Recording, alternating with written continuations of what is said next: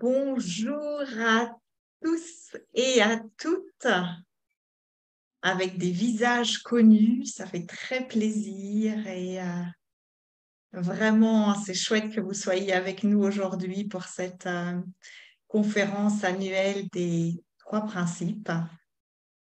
Et on est en plus entre francophones, ce qui n'est pas souvent le cas, il n'y a pas autant d'occasions que chez les anglophones. Et Jasmine et moi, on est vraiment ravis de partager cet espace avec vous. Il n'y a pas d'enjeu, il n'y a pas de but, si ce n'est que d'être présent, pas seulement physiquement, mais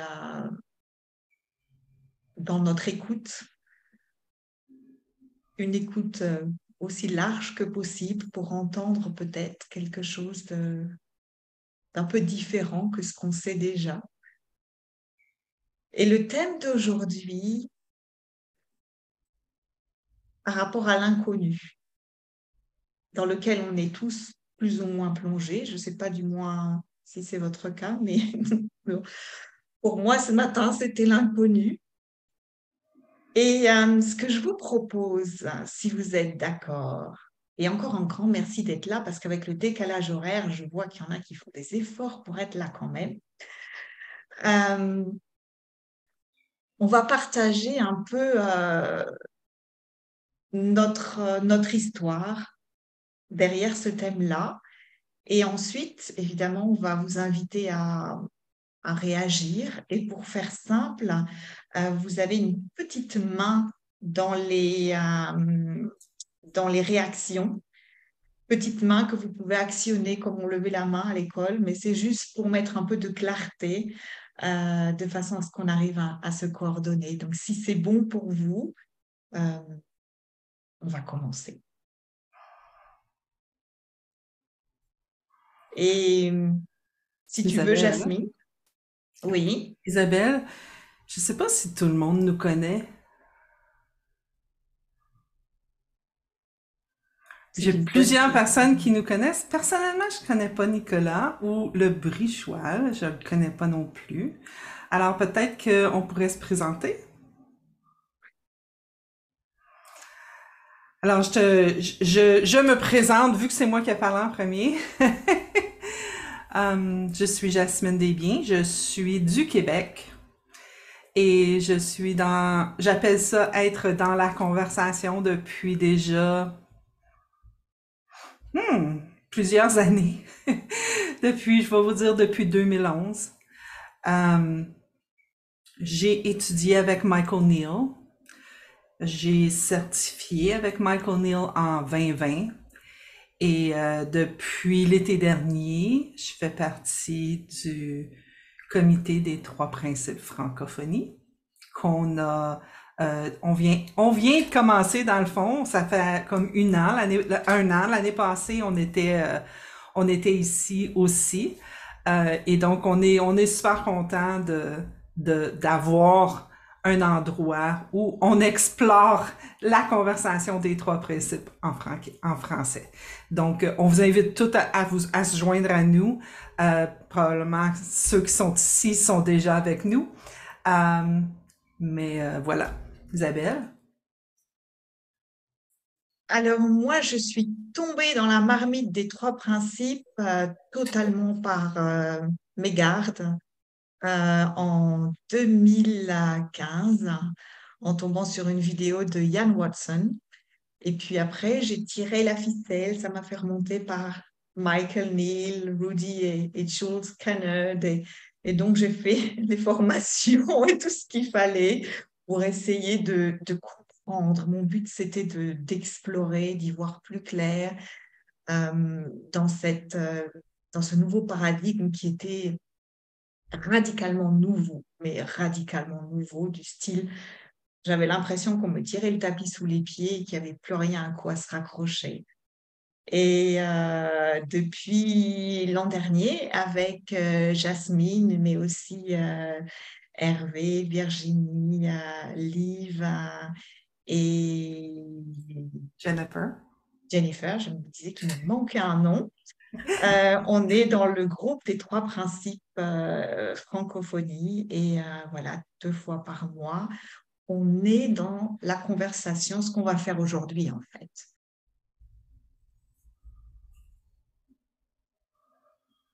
All right. Isabelle, pourquoi tu voulais parler de l'inconnu? On en a discuté un Parce peu. que, parce qu'il me semble qu'en tout cas dans ma vie, c'est un sujet d'actualité. Et ce matin, ça m'est apparu plus actuel que jamais, dans le sens que rien ne s'est passé comme ça aurait dû se passer. Et ce matin, je me suis surprise à dire, mais pourquoi c'est si compliqué? Je vous passe le gros mot qu'il y avait avec, mais pourquoi c'est si compliqué? Et cette phrase venait, pourquoi c'est si compliqué? Rien ne se passe comme prévu, rien ne va plus. Et j'ai vu derrière cette phrase ce qu'il y avait derrière, pourquoi c'est si compliqué. Et l'image qui m'est venue, parce que c'était sous forme d'image, c'était comme un jeu d'échiquier, un échiquier en fait. J'avais quadrillé la réalité et là, il y avait moi, les autres, la situation, les circonstances. Et c'était comme qui est dans l'erreur. La vie doit être simple. On m'a toujours dit que la vie était simple. Et donc, quand elle n'est pas simple, c'est forcément qu'il y en a un qui ne sait pas jouer, ou qui triche, ou qui trompe. Est-ce que c'est moi qui ai fait une bévue? Est-ce que c'est moi qui ai fait une maladresse? Est-ce que c'est l'autre qui est complètement idiot? Mais qu'est-ce qui se passe? Pourquoi c'est si compliqué?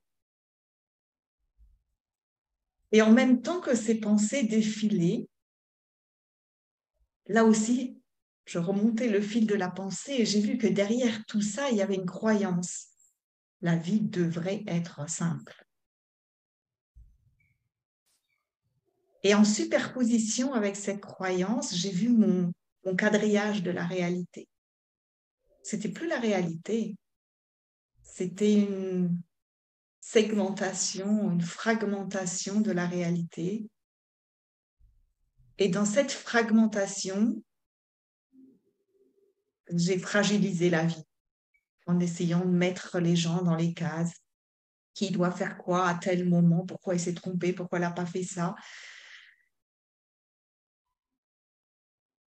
Et toujours en continuant de tirer le fil, je me suis dit, si j'enlève pas cette croyance que la vie est simple, mais si je fais tomber cet échiquier, ce quadrillage, je retombe dans la vie, dans sa globalité. Il n'y a plus moi, les autres, la vie, les circonstances, le contexte. Il y a la vie dans son flot. Et là, j'ai continué à tirer et j'ai vu que quand je mettais le quadrillage, c'est que quelque part, j'avais une peur. Je voulais encadrer, je voulais contrôler pour être sûre que ça ne déborde pas. Et j'ai continué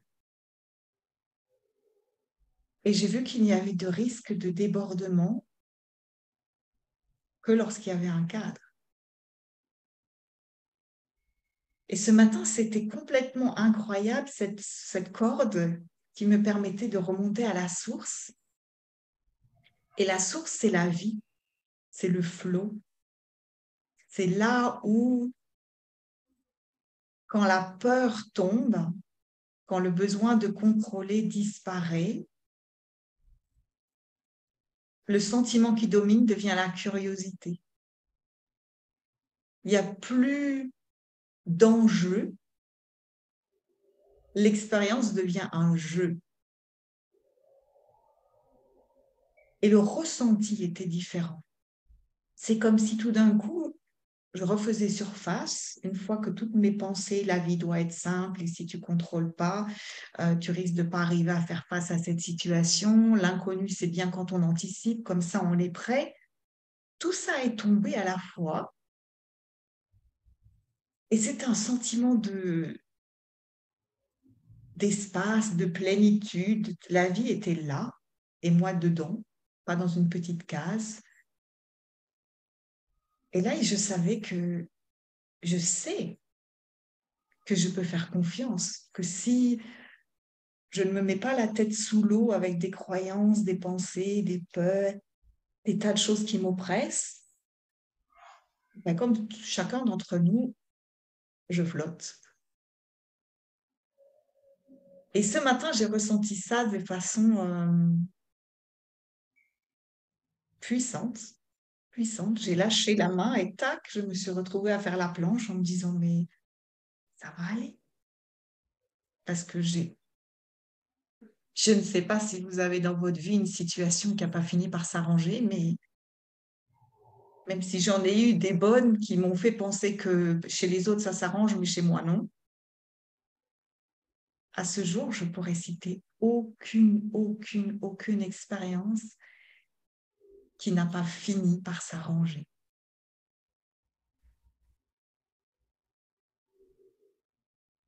Et à chaque fois de voir que quand je suis crispée, je suis tendue, j'ai une appréhension, je veux contrôler, je suis exaspérée, je suis énervée, ça veut juste dire que je suis emportée dans le flot de mes pensées, en train d'essayer de contrôler le courant, les vagues, tout, et que je suis forcément dépassée par les événements, et qu'il suffit que je lâche prise, quelle que soit la situation, vraiment quelle que soit la situation, pour finir à flotter en faisant la planche sur la réalité, aussi mouvementée soit-elle, et que c'est encore l'endroit le plus porteur.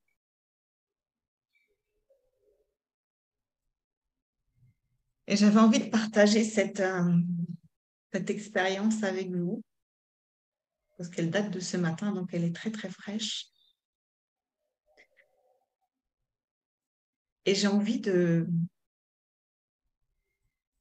demander à Jasmine comment ce thème de l'inconnu, exceller dans l'inconnu, faire face à l'inconnu, gérer l'inconnu, comment elle le voit avec son univers de façon à ce que chacun d'entre nous puisse voir une nouvelle perspective, une nouvelle réalité, de de nouveaux horizons.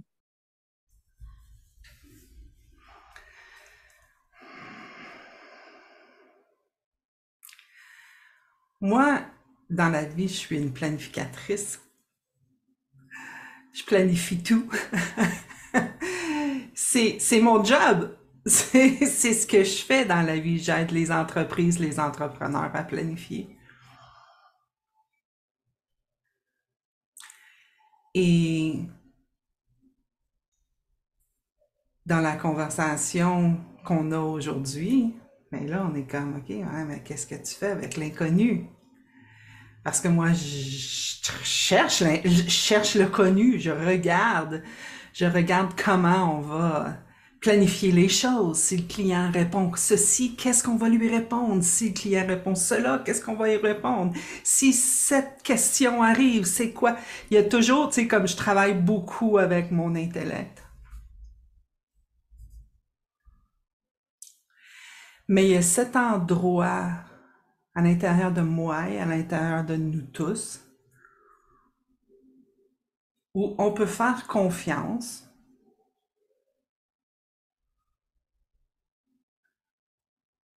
qu'on va voir la réponse, qu'on va pouvoir répondre. Ça ne veut pas dire qu'on planifie pas, parce qu'il y a de la grosse conversation sur ne pas planifier. Non, on peut planifier. L'objectif, c'est, pour moi, là je parle pour moi, c'est de ne pas rester coincé à l'intérieur de ce qu'on a planifié. Parce que ce qu'on planifie aujourd'hui peut changer demain? Comment regarder fraîchement à chaque moment? À chaque moment. C'est comme, ce matin, j'étais stressée. Ça m'arrive pas. Je vais vous avouer, ça m'arrive pas. Parce que ça fait longtemps que je parle. J'ai été chanteuse, j'ai chanté, j'en ai fait des erreurs. Mais stressé, c'était comme nouveau. C'était comme inconnu pour moi. C'était comme, attends, ça m'est arrivé déjà, ça? Pourquoi? Qu'est-ce qui se passe? Mais je suis capable de voir que c'est tout le bruit en haut qui dicte comment je devrais agir. Et je vais vous avouer que pour une des premières fois, composant avec le stress, je me dis,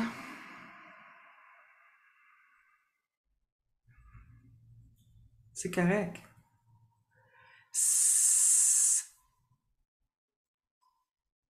C'est correct. Peu importe ce qui arrive, peu importe les mots ridicules qui peuvent sortir de ma bouche, peu importe, tout est correct. Et je suis capable de composer avec. C'est la même chose pour chacun d'entre nous.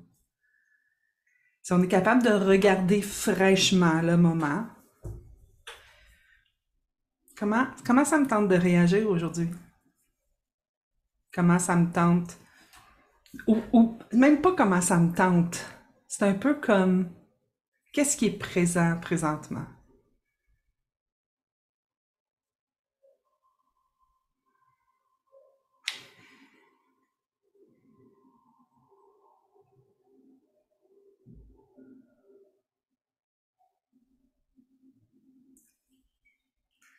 La magie est dans l'inconnu.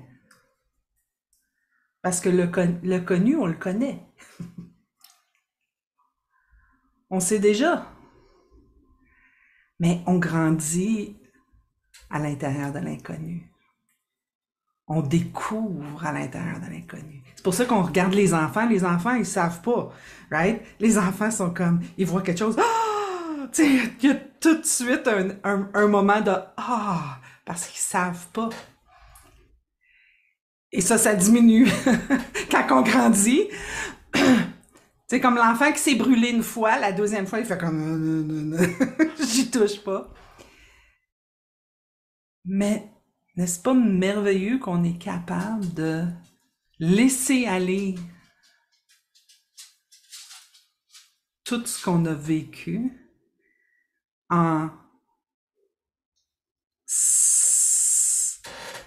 soyant présent, en étant présent, puis en regardant les choses fraîchement.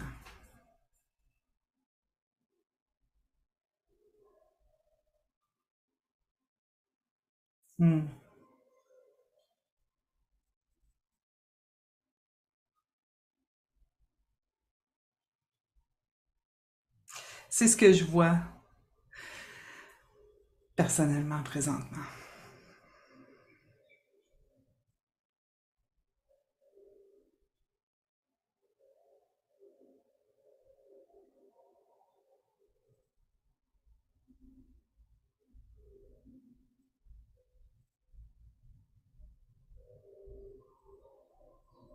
Oui, Hervé. Oups. À ta minute, Hervé.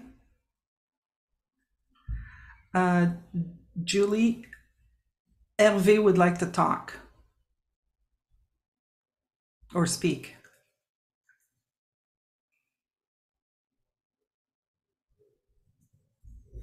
Can I unmute him? I can't hear you, Julie. Sorry. Yes, you can. If you hover over his picture, it should offer you an ask to unmute option. There you go. There you go. Thank you, Brilliant. Julie. That's right. Yeah, I wanted to react to En it. français, Hervé. Pardon, excuse-moi. Je voulais réagir brièvement à ce que tu disais, surtout cette image des enfants qui, qui découvrent quelque chose de nouveau et c'est le wow. Et nous aussi, en tant qu'adultes, si tu te balades en voyage dans un pays que t'as jamais découvert, et puis en haut d'une colline, tu découvres d'un seul coup une baie, etc. Il y a cette même impression de waouh qui est une sensation tout à fait particulière. Et c'est quand même quelque chose d'assez rigolo parce que la peur de l'inconnu, c'est une des plus grosses peurs dans le monde. On a peur de l'inconnu, on a peur de ce qu'on connaît pas. Et bizarrement, c'est là où on est le meilleur. Mais il faut s'en convaincre, en fait. Faut tester un petit peu ça. Mais je pense par exemple à la musique. On parlait de la musique la dernière fois. Les musiciens qui sont dans l'improvisation, ils savent pas du tout ce qu'ils vont jouer. Bon, ils ont une base qui est en fait du connu. Cette base, elle est là. Mais dans le moment présent, ils partent, ils improvisent des choses extraordinaires. Et là, ils tapent complètement dans l'inconnu. Et on est souvent bien meilleur dans l'inconnu que dans le connu. Tu parlais de planification et de se rappeler d'un certain nombre de questions. En fait, ce qu'on fait, c'est qu'on très souvent, quand on se prépare à une réunion, à quelque chose d'important, on part dans l'arbre des possibles, on commence à évaluer toutes les possibilités de ce qui peut se passer. Et après, on a un travail intellectuel qui est énorme.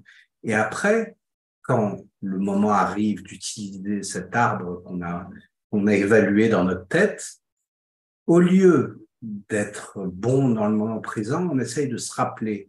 Donc c'est un travail de mémoire du travail qu'on a fait avant. Et là où on est bon, c'est vraiment dans le moment présent. C'est quand c'est dans le moment présent qu'on va avoir notre sagesse naturelle va nous souffler en fait ce qu'on va dire. On va créer cette expérience qui est fraîche. C'est pas du souper réchauffé d'il y a un jour ou 2 jours au moment où on travaillait du ciboulot. La sagesse naturelle, elle s'exprime dans le moment présent. Et là, elle donne du frais, du juteux immédiat. Et c'est là où on excelle, en fait. Donc, c'est intéressant de voir que, d'un côté, on meurt de peur vis-à-vis de l'inconnu, on essaye de se préparer, on essaye de rendre l'inconnu connu pour se sentir bien. Et en même temps, en fait, là où on est vraiment bon, c'est dans l'inconnu. C'est dans l'inconnu. Et c'est ce travail de préparation, de créer tous ces futurs possibles, ça nous empêche d'être vraiment bon et d'être à fond dans in the flow, dans la sensation, tu vois, de créatrice qu'il y a quand on est dans le moment présent sans rien. Notre base de données, elle est là, elle est prête à être utilisée dès qu'on en a besoin. Et notre sagesse naturelle va s'exprimer naturellement. Voilà. Je voulais réagir sur ce que tu disais. Mais ça m'a fait voir que ça me fait voir quelque chose quand tu as parlé de la baie. Je présume que tu parles d'eau, Oui, la baie. tout à fait. Juste que vous sachiez, hein, au Québec, on dit on dit les mots un peu différemment. Ça m'a fait voir que quand je visite justement d'autres villes ou quelque chose du style, ou même ma ville, même aujourd'hui, même que je suis pas présente, que je suis dans ma tête, ah ben oui, c'est de l'eau, right? C'est juste de l'eau. Pourquoi t'es en A, right? C'est comme, je navigue, tu sais, comme dans mon intellect constamment, tu Tu sais, je suis tout le temps, je le vois juste encore une fois à quel point c'est à propos de naviguer ce haut et ce bas de mémoire, de présence, de mémoire, de présence, de mémoire, de présence, tu sais. Ça m'a juste fait, quand tu as dit ça, ça m'a fait voir que, ah, c'est vrai, quand que je suis là, je suis dans ma tête. Et il n'y a rien de pas correct. Il n'y a rien de wrong là-dedans. C'est juste de le voir. D'être capable de le voir, c'est tout. C'est ce qui est pour moi qui a transformé. C'est d'être capable de voir, ah, j'étais dans ma tête, sans me juger, et d'être capable d'être, ah, je suis dans le flow. Tu sais, comme, là, je vogue. Là, je vogue. Et c'est tellement des beaux feelings. C'est un beau ressenti, une belle expérience. Dans l'inconnu, on s'émerveille beaucoup plus. Donc, si on veut cultiver l'émerveillement, c'est là qu'il faut chercher. Oui.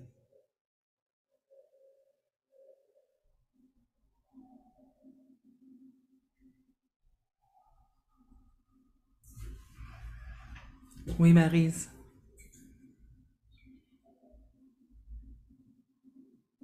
Unmute, ça marche. Je me souviens au début de ma découverte de l'inconnu, ce qui m'a vraiment énormément aidée, c'est la réalisation qu'en fait, l'inconnu, c'est pas quelque chose d'inconnu. J'y suis tout le temps. Croire qu'on n'y est pas, c'est une illusion. Et ton exemple, Isabelle, c'est le témoignage de cette chose-là, c'est que on a créé l'idée qu'on connaît des choses parce qu'on a une banque de données, comme tu dis Hervé, on a une banque de données, on a de la mémoire, on a des connaissances, mais nos connaissances ne nous tirent pas de l'inconnu. L'inconnu, c'est la nature même de la vie. Et quand j'ai compris ça, je me suis dit, mais donc il n'y a plus de raison d'avoir peur parce que j'y suis tout le temps. La seule chose qui est différente, c'est que j'y fais pas attention. J'y fais pas attention. Donc, je suis sûre que vous êtes arrivés à tous. Vous vous levez, vous êtes en train de travailler à votre bureau et puis vous voulez un verre d'eau. J'ai soif, je vais prendre un verre d'eau. Et puis sur le chemin vers la cuisine, ça m'arrive tout le temps. Je vais à la cuisine, je sais pas moi, mon téléphone vibre. Bon, ben, je suis distraite, je vais m'occuper de ça. Et puis c'est quelqu'un qui me demande quelque chose. Donc, je vais m'occuper de ça. Une demi-heure plus tard, je retourne à mon bureau, j'ai pas pris mon verre d'eau et c'est pas un problème. J'étais complètement dans l'inconnu, j'ai pas fait attention et tout a suivi. Et puis, oui, bah, bien sûr, j'ai pas mon verre d'eau, zut, je me relever, blablabla. Mais le fait de comprendre et de voir vraiment à ce niveau basique dans la vie de tous les jours que je suis tout le temps dedans et que ce n'est pas un problème, c'est ça pour moi qui a changé les choses. Donc, c'est à partir de ce moment-là, ben oui, on flotte. Et puis, il y a des moments où on flotte moins, et puis des moments où on ne flotte plus. Et de nouveau, tout ça, ça fait partie de l'inconnu. Et une autre chose que j'ai vue autour de ça, c'est qu'il est impossible de se préparer. On peut faire des plans et on peut se préparer dans l'idée de ce qu'on a qui vient, mais se préparer pour ce qui va arriver, moi, j'y suis encore jamais arrivée. L'exemple le plus flagrant pour moi, c'était quand ma mère est décédée. Donc, elle a eu toute une période de plusieurs années de déclin. Ah, c'était mieux que pour mon père, parce que mon père, c'était 1, 2, 3 parties. Maman, j'ai le temps de me préparer. J'ai le temps de me préparer, bien sûr. On se prépare. Eh bien non. Quand elle est partie, ça m'a pris complètement par surprise. J'avais rien préparé du tout. J'étais complètement toujours dans l'inconnu, à part l'illusion que j'avais créée, ton échiquier ou ton encadrement, Isabelle, de croire que j'étais dans quelque chose de connu. Donc pour moi, c'est plutôt la connaissance au niveau plutôt cérébral, et puis pour tout le reste, c'est l'inconnu avec l'intuition, tout ce qu'on a going for us, donc on a en nous, qui nous équipe pour le vivre. Et voilà, c'est tout. Je me remute. Que tu mentionnes ta mère. Ça me rappelle ma mère. Ma mère aussi, elle a eu un déclin de plusieurs années et je m'occupais de maman. Et je suis très reconnaissante pour toutes ces années que j'ai passées à m'occuper de ma mère. Parce que dans ces années-là, ça a été je vais dire le top. Le top de comment j'ai vu à quel point je pouvais lâcher les rênes et juste être avec la vie. Parce que quand ta mère est en démence, elle fait de la démence, puis que là, tout à coup, son cerveau ne lui dit plus c'est le temps d'aller à la toilette, puis que tu rentres chez elle, puis que tu sens quelque chose de pas bon, puis que tu regardes ta mère qui est désemparée parce qu'elle sait qu'il y a quelque chose qui se passe, mais pas capable de me dire quoi, puis que tu es capable de composer avec, de juste dire c'est correct, maman, viens. Puis je l'ai amenée à la salle de bain, puis je l'ai nettoyée. Elle s'est mise à pleurer. J'aurais pu pleurer avec elle. J'ai pleuré avec elle. Mais je lui ai juste dit, c'est correct, maman. Tu peux pleurer. C'est correct. T'as pas besoin de te taper dessus. Et on a eu des beaux moments comme ça, où ce que j'ai été capable de juste être avec ce qui se passait maintenant, dans le moment présent, et de faire confiance que j'étais capable de gérer. Ça a été mes plus belles années avec ma mère, parce que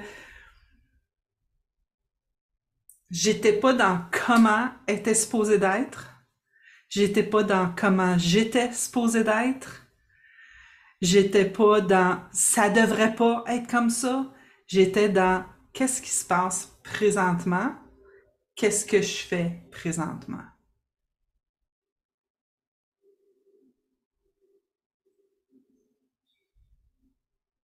Non, intellectuellement, c'était pas beau.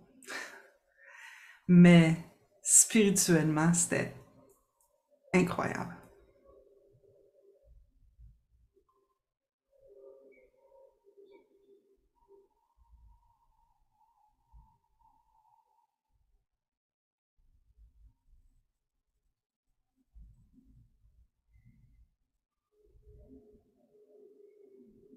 Oui, ce sont des très, très beaux partages.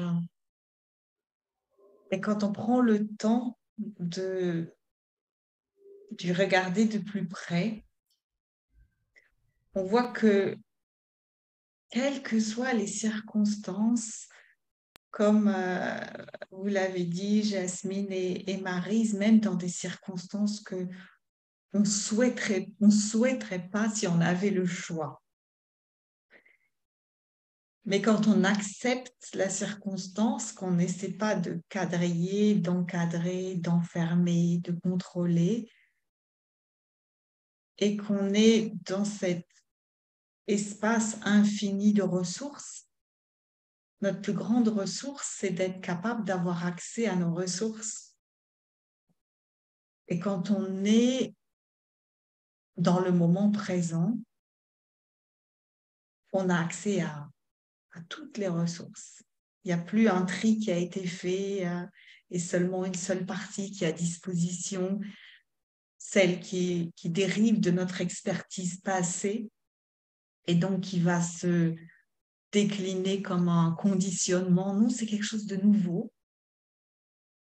Et donc, on va pouvoir agir de façon totalement nouvelle et donc totalement appropriée. Et quand on est, ce que je vois avec vos partages, c'est que quand on est 100% présent, on n'a pas besoin d'être très préparé. Ce qui est déjà dans notre intellect, qui est tous les tiroirs de nos expériences passées, c'est là, c'est rangé. Donc, s'il y a quelque chose qu'on peut réutiliser, ça va réapparaître. Mais on n'est pas enfermé dans un tiroir et obligé de faire passer en force une façon de traiter, de gérer un problème nouveau. Et j'ai beaucoup aimé ce qu'a dit Maryse parce que on est effectivement tout le temps dans l'inconnu, seulement quand on est dans nos pensées qui créent l'avenir en pensée. Et donc, quand ça ne se passe pas comme on était en train de le dérouler, on se dit, oh là là, c'est l'inconnu, rien ne se passe comme prévu, rien ne va plus. Et quand ça se passe comme prévu, on dit, ben voilà, c'est normal, ça devait se passer comme ça. Mais dans tous les cas, c'était inconnu. Dans tous les cas, il n'y a pas un seul moment où on n'est pas dans l'inconnu. Même si on rentre tous les jours chez nous à la même heure avec le même train, que le train est ponctuel, que la voiture est garée en face de la gare, on peut être tenté de penser que demain, rien va changer. Mais ce n'est pas pour autant inconnu. Tout peut être différent.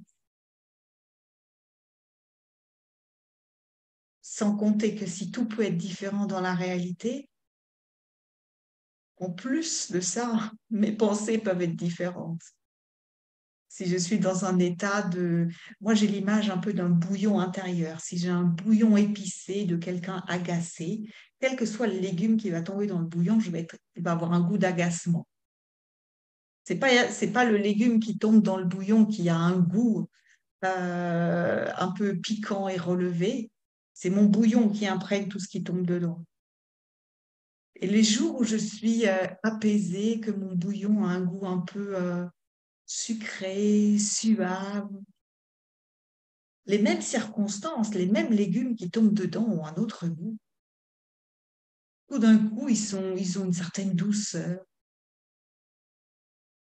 Et c'est ça que je réalise. Le goût de la réalité ne vient pas du légume à l'état brut, de la circonstance, mais il vient de mon état d'âme du moment. Suivant la douceur ou l'aigreur de mon bouillon, je vais être aigri ou devant une situation ou apaisé. Et donc l'inconnu en lui-même, c'est-à-dire le légume qui va tomber dans ma soupe, n'a pas trop d'importance parce que le goût qu'il va avoir dépend de mon bouillon intérieur. Et plus je vois ça, plus j'ai envie de soigner mon bouillon intérieur plutôt que de contrôler les légumes qu'on va mettre dedans. De contrôler, de soigner, de donner le goût le plus suave à ce bouillon en étant dans cet espace d'écoute, de silence, d'observation de ce qui arrive. Et ça, de mon expérience, c'est ce qui donne le goût le plus suave au bouillon. Et après, les légumes tombent parce que c'est la nature d'un légume de tomber dans le bouillon. Mais moi, si mon état d'âme est apaisé, curieux, comme un enfant, comme disait aussi Hervé, comme disait Jasmine, les enfants, quand ils sont dans cet état d'émerveillement, de bouillon lumineux, de potion magique, tous les légumes qui tombent dedans sont magiques.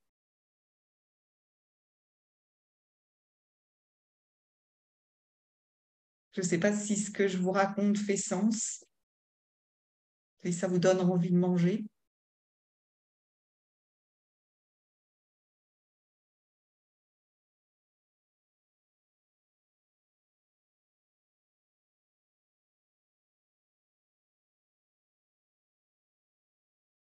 Je me suis dit une chose, c'est que cette peur de l'inconnu, elle vient aussi beaucoup du fait qu'on pense on est aux commandes. On est le pilote de notre avion, le capitaine de notre bateau. Et si on conduit pas bien, ça va cracher. Si on prévoit pas tout ce qui va se passer, c'est nous qui conduisons notre vie. Et ça, c'est aussi cette incompréhension. Le pilote de notre bateau, c'est l'intelligence universelle qui pilote le bateau. Nous, on a juste besoin de se mettre à droite et puis de regarder le paysage et de jouir de ce qui se passe, de la vie, de notre expérience de vie. Et si on conduit pas, ça conduit bien tout seul. Ça conduit parfaitement tout seul. Mais on a cette idée que si on contrôle pas tout ça, ça va être enfer. C'est nous qui sommes aux commandes. Il faut qu'on fasse quelque chose. Il faut qu'on pense. Il faut qu'on planifie. Parce que sinon, qu'est-ce qui va se passer? Mais non, on est copilote. On n'est même pas copilote. On est spectateur. On crée notre expérience. Mais on est copilote. C'est l'intelligence universelle derrière la vie qui fait les choses. Voilà.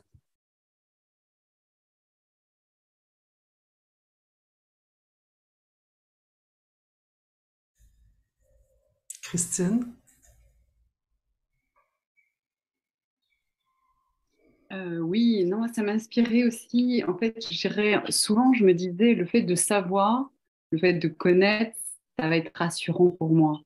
Et finalement, en vous écoutant, je m'aperçois que le fait de ne pas connaître, ah ben, ça ouvre des espaces et en fait, s'installe dans ces fissures, dans ces ramifications, la fluidité, de la simplicité, de la joie, du jeu. Et du coup, c'est beaucoup plus simple. Mais en raison de nos conditionnements, ben, je dirais, d'enfance, enfin, voilà, de cadre dans lequel on veut nous mettre, qu'on nous a mis, et puis peut-être dans lequel on s'est mis, eh bien, en fait, on s'enferme dans quelque chose, alors qu'en fait, on rêve tous d'espace, de liberté, enfin, d'avoir cette possibilité de se réinventer. Et je m'aperçois que quand on crée dans l'instant, sans chercher à connaître, et qu'on est juste présent, connecté à l'instant, eh bien, en fait, le carburant qui apparaît et qui nous nourrit, mais profondément, eh bien, c'est la joie et le jeu. Et puis, on en revient à ce qui a été dit, c'est les enfants, ils cherchent pas à savoir. Ils font, ils sont, ils inventent, ils créent, ils jouent et ils vibrent. Et on a cette capacité, mais c'est juste se réinventer en partant de soi. Donc, voilà. Ouais, merci à tous.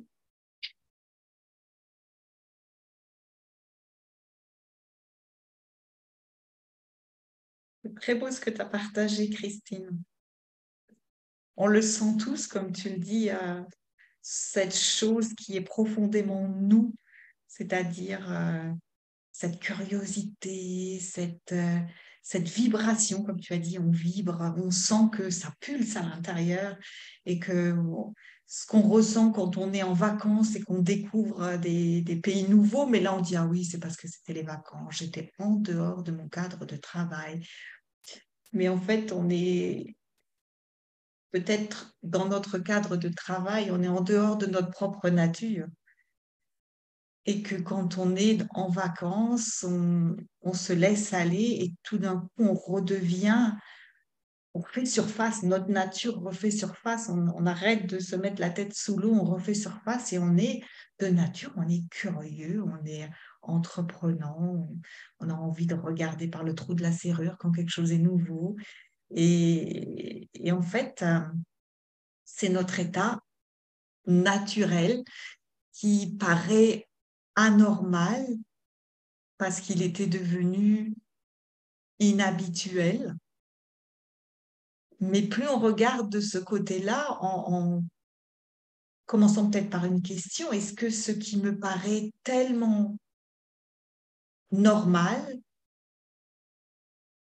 est-ce que c'est pas effectivement justement parce que c'est habituel, mais c'est pas naturel. Et ça, des fois, je dis avec des exercices simples, on croise tous les bras d'une façon ou d'une autre, parce que c'est l'habitude. Et puis quand on les croise d'une autre façon, on dit oh non, non, ça c'est pas juste, ça croise pas bien, chercher l'erreur. C'est juste que voilà, c'est comme un vêtement qu'on plie, il prend des plis. Et quand on déplie, il y a la marque des plis. Donc, nous aussi, on a des plis. Et quand on déplie, ben, on voit la marque des plis et ça ne plie plus au bon endroit. Mais c'est rien d'autre qu'une habitude. Il n'y a pas de justesse là-dedans, de vérité absolue là-dedans, de quelque chose à chercher à reproduire parce que c'était bien. C'est juste un pli.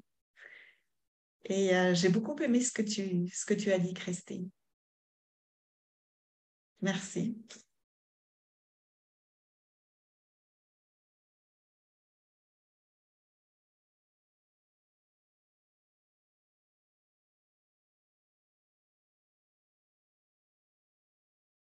On a encore presque un quart d'heure.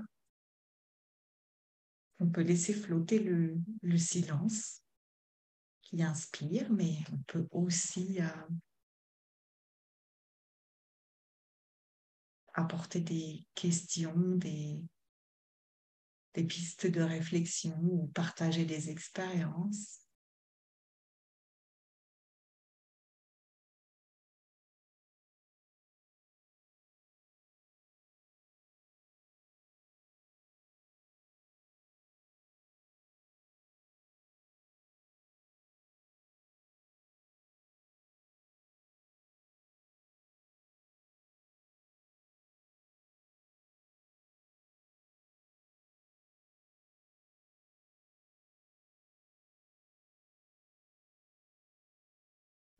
Que personne ne parle. Euh, oui, je me disais, je pouvais partager mon expérience, que j'ai déjà partagée plusieurs fois, mais pas sur ce forum-là, qui est que j'ai complètement arrêté de me préparer il y a 8-10 ans pour mes réunions. Ça veut dire qu'avant, j'étais toujours très, très bien préparé avant d'aller aux réunions ou pour des interviews ou des gros meetings. Et puis, il y a 8 ans, j'ai complètement arrêté. Ça veut dire que je suis arrivé sans aucune préparation au meeting, je me suis rendu compte que ça se passait beaucoup mieux. Parce que au lieu d'essayer de me rappeler de tous les scénarios que j'avais faits ou de préparer toutes les questions, j'étais beaucoup plus présent en face de l'autre. Et donc, j'avais beaucoup moins de bruit dans la tête et j'utilisais ma sagesse naturelle de manière beaucoup plus efficace. Et en fait, la base de données, elle est là. Et notre sagesse s'exprime beaucoup, beaucoup mieux quand on rentre dans l'inconnu comme ça. On peut être on met beaucoup plus d'énergie mentale sur la connexion à l'autre, sur l'écoute. Et je pense que depuis que je fais ça, je suis beaucoup, beaucoup plus efficace. Ça, c'est professionnellement. C'est juste une petite chose que je voulais partager. C'est facile d'exceller dans l'inconnu, en fait. C'est comme ça, on excelle dans l'inconnu quand on laisse pas le bruit incessant prendre la place. Là, d'un seul coup, on est comme on est quand on est un petit enfant, effectivement, à s'émerveiller, à créer. On est beaucoup plus créatif dans l'inconnu et dans le moment présent. C'est comme ça qu'on est fait. On est fait pour être bon comme ça. Si on n'interfère pas.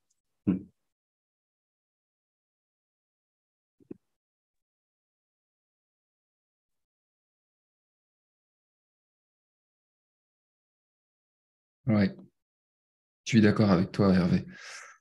Et tu viens de parler de l'écoute, et moi j'ai écouté la session précédente qui était avec Linda Prensky et je ne me souviens plus, Hannah. Et ça parlait de l'écoute, justement, et de ce que c'est qu'écouter vraiment. Et Hannah, elle a partagé un truc vraiment formidable autour du fait qu'elle croyait qu'elle avait une écoute, c'était qu'elle était travaillée dans la psychologie déjà, elle croyait qu'elle avait une écoute, elle avait une écoute. Elle écoutait les gens, et en plus elle était capable de se souvenir de ce que les gens disaient. Il y avait un truc qui venait. Et ça, je pense qu'on l'a tous fait à un moment ou à un autre, parce que je ne sais pas pourquoi, est-ce que c'est comme ça qu'on a appris, est-ce que c'est comme ça que l'école ou la société ou nos parents nous apprennent, mais en fait, on écoute, mais immédiatement, on juge. Et donc, immédiatement, on a un avis sur ce qu'on entend. Et donc, du coup, on n'écoute pas, parce que, en fait, on écoute la banque de données qui, dès qu'elle entend un truc, dit: ah oui, oui, ça c'est connu, c'est ça. Ah oui, ça c'est connu, c'est ça. Ah oui, ça c'est connu, c'est ça. Ça a l'air de venir d'une sorte de faculté de notre cerveau à essayer de nous protéger. Je pense que, enfin, moi, je l'entends comme ça. Le cerveau, il essaye de nous protéger, donc il essaye toujours d'encoder la réalité de sorte que si on entend un truc qui peut être éventuellement un danger, il faut qu'on puisse réagir d'une certaine façon. Le problème, c'est que quand ça se projette dans l'espace des pensées ou de la relation et du rapport à l'inconnu, quand il n'y a pas de danger, je dirais, imminent, mortel, c'est pas un tigre qui est au coin de la rue, quoi.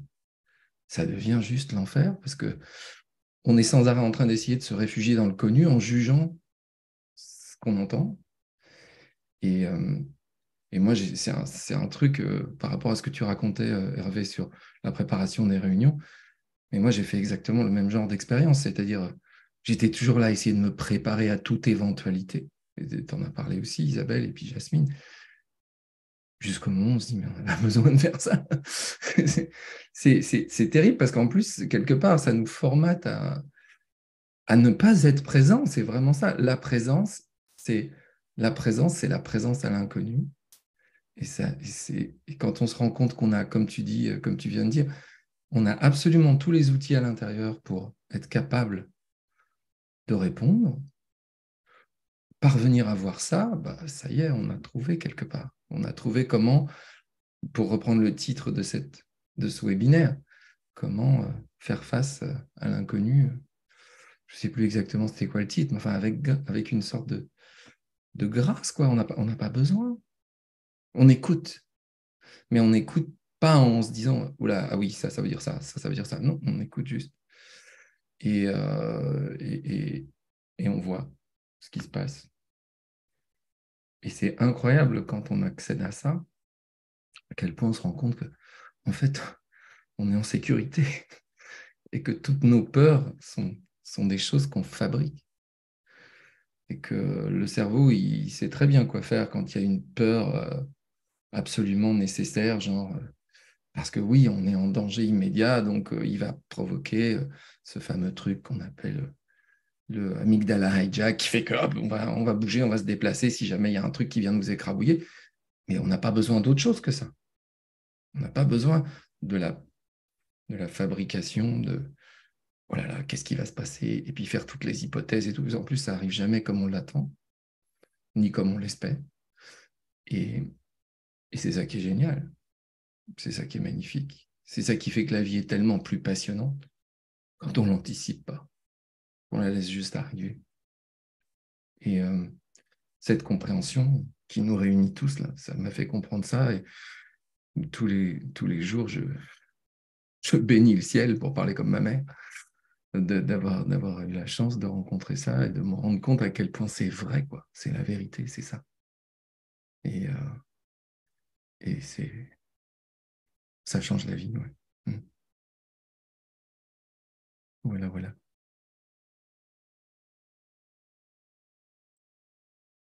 I just need to give a 5-minute warning, ladies.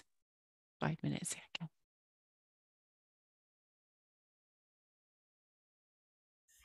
Alors, il nous reste 5 minutes. Je ne sais pas s'il y a quelqu'un qui a des questions ou qui aimerait partager quelque chose.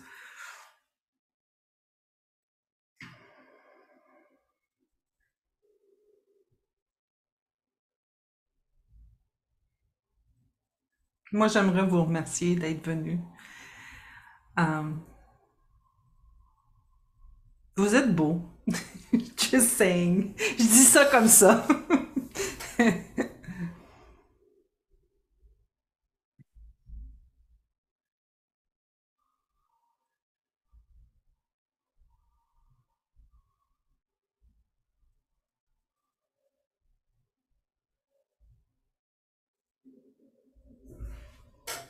Moi, ce silence, c'est la preuve qu'on est quand même pas mal dans l'inconnu.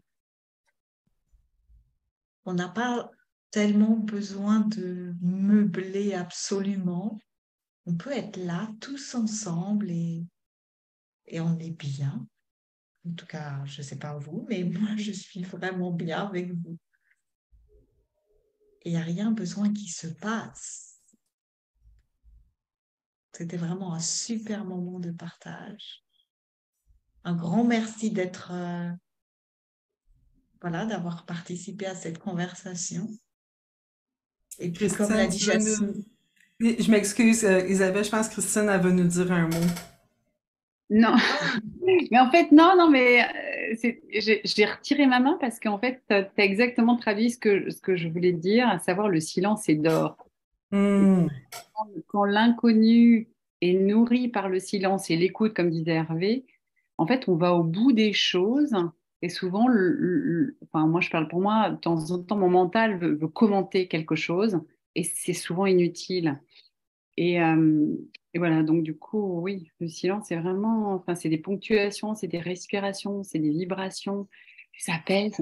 Alors que finalement, pour certains, le fait de pas dire, de pas faire, ça peut être crispant, mais c'est parce qu'on associe ça au blanc. Et le blanc, c'est la paralysie. Le silence, c'est une vibration, c'est une onde comme ça qui nous traverse.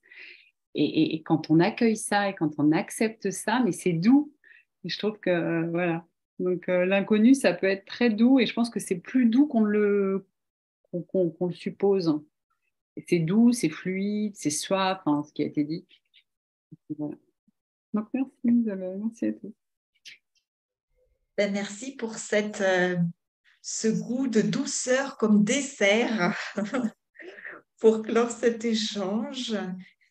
Et puis, comme l'a dit Jasmine au début, si vous avez envie de continuer la conversation, pour ceux qui n'y sont pas déjà, on a notre espace des 3 principes francophonie où on se retrouve 2 fois par mois.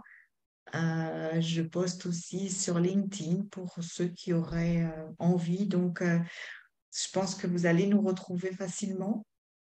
Euh, et ben, j'espère vraiment on va continuer cette conversation ensemble.